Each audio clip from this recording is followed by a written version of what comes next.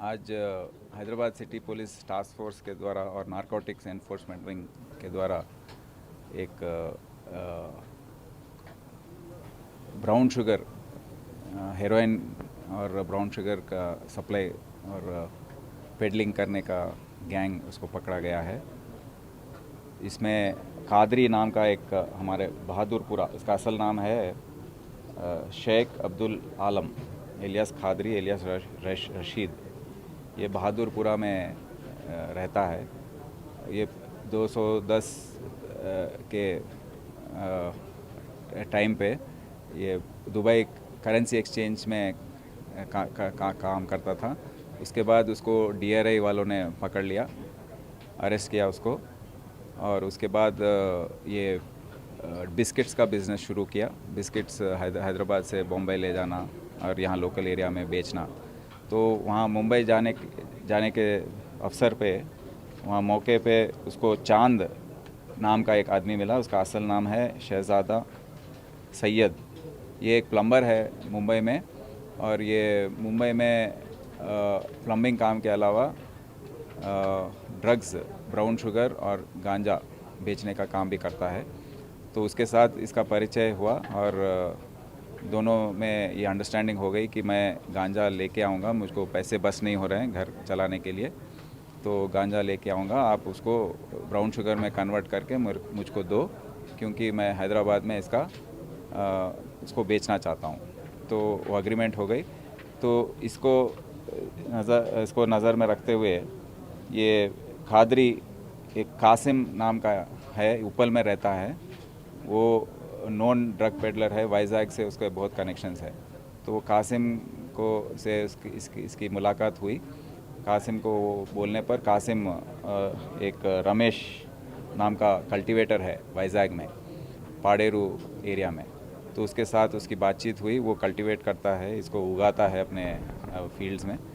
तो 3500 रुपीज़ पर केजी पे उसके पास ख़रीद के, और लेडीज़ का एक गैंग है वहाँ पे, सरस्वती एक का नाम है, और ललिता, लावण्या, अपलम्मा, ये 4 लोगों का एक गैंग है।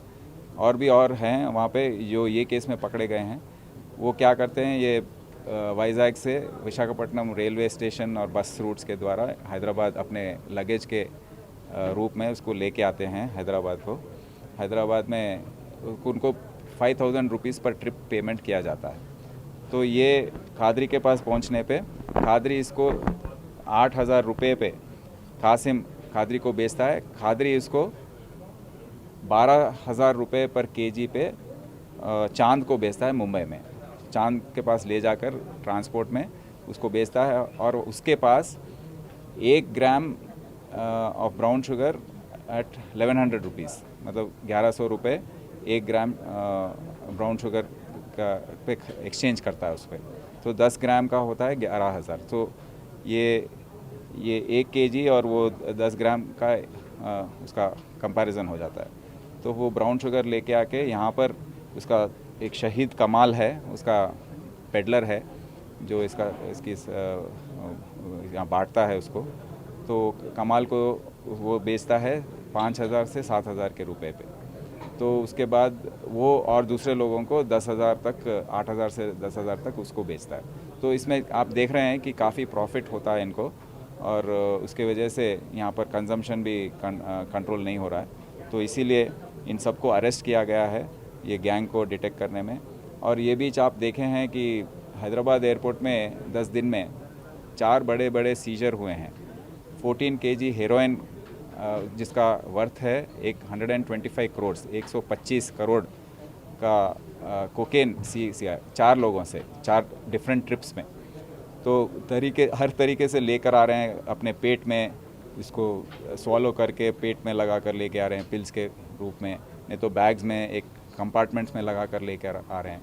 तो इसका क्या है कि यहाँ पर लोकल डेड एंड पे पहुँच रहा है इन्वेस्टिगेशन। तो ये किसको देना है, वो आदमी जो है रिसीवर जो ये देश में है, उसका समाचार ये सेंट्रल एजेंसीज़ को नहीं मिल रहा है। लाइक DRI लोग पकड़े हैं, इसका फर्दर इन्वेस्टिगेशन नहीं हो रहा है। तो इस केस में भी चांद को देने वाला एक आदमी है, उसका नाम है महेश एलियास रईस। वो मुंबई में हमको मिला नहीं है। तो हम सोच रहे हैं कि ये जो बड़े बड़े सीजर्स हो रहे हैं एयरपोर्ट में और ये जो छोटे सप्लाईज हो रहे हैं इस तरीके से, और वो रईस जैसे महेश जैसे आदमियाँ जो हैं उनके द्वारा ये मिसिंग लिंक हमको मिल जाएगा, तो हम उसको ज़रूर पकड़ेंगे। और ये जो कोऑर्डिनेशन की ज़रूरत है, बहुत एजेंसीज़ हैं इसमें, करीब करीब 10 एजेंसी इसमें मिलके काम करने की ज़रूरत है। वो है NCB, national narcotics control bureau, DRI, enforcement ED, enforcement directorate, IB, customs, CISF, local police, CI cell और ड्रग एनफोर्समेंट विंग, ये सब मिलकर काम करेंगे। एक मीटिंग लगाएंगे हम जल्द में, और इसका हम कैसा कोऑपरेट करना, कैसे कोऑर्डिनेट करना, इसके बारे में सोच रहे हैं। और एक आज हमने किया है कि 3 प्राइवेट एजेंसी से हमने MOU साइन किया है रिहैबिलिटेशन के लिए। ये हैं Asha group of hospitals, Phoenix rehab services private limited, Amrita foundation society. हम क्या कर रहे हैं कि अब तक जनवरी से लेकर अब तक 377 लोगों को हमने अरेस्ट किया है, पेडलर्स हो या कंज्यूमर्स हो या ट्रांसपोर्टर्स हो। पर ये जेल में जाकर बाहर आने के बाद क्या कर रहे हैं उसके बारे में हमको पता नहीं है, समाचार नहीं है।